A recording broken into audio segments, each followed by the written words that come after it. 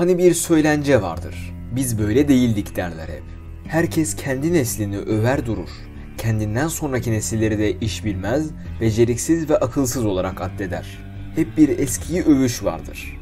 Yeni nesil hep kötüdür. Peki gerçekten böyle bir şey var mı? Yani gerçekten her geçen gün, her yeni nesille beraber insanlık daha kötü bir yere mi gidiyor? Eğer böyle bir şey yoksa eski nesiller neden yeni nesil hakkında hep kötü düşünüyor? Böyle bir algıya sahip olmalarına sebep olan şey ne? Gelin bu konu hakkında biraz kafa yoralım.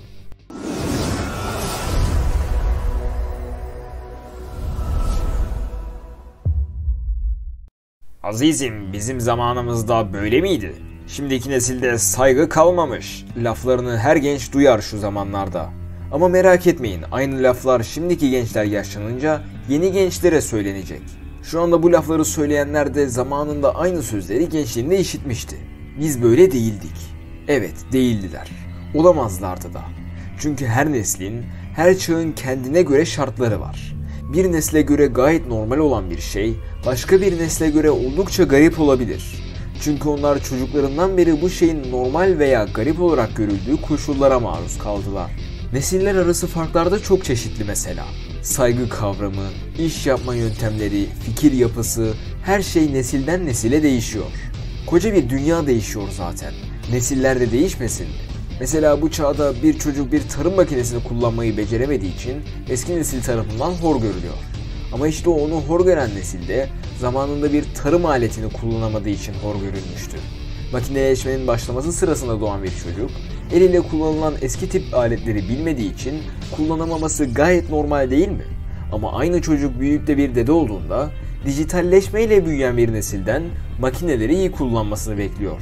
Kısacası yeni nesli beğenmeme her neslin sorunu. Sümer tabletlerinde bile yeni neslin saygısız olması vesaire şeylerden şikayet ediliyor. Gençlik nereye gidiyor?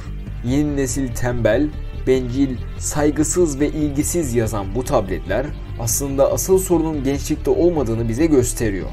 Şayet gençlik nereye gidiyor endişesi doğru bir endişe olsaydı, Sümerlerden bu yana bu kadar gelişmemiş olmamız gerekirdi. Demek ki mesele nesilde değil, nesiller arası iletişimde. Peki bu iletişimsizliğin üstesinden nasıl gelinecek? Öncelikle şunu söylemek lazım. Nesiller birbirinin neler yaşadığından habersiz. Nesiller birbiri hakkında empati yapmadıkça birbirlerini anlayamaz. Mesela 20. yüzyıl gençliğini ele alalım. Bu nesil iki büyük dünya savaşı ve bir soğuk savaş gördü. Açlığa maruz kaldı. Onların zamanında dünya haritası yüzlerce kez değişti.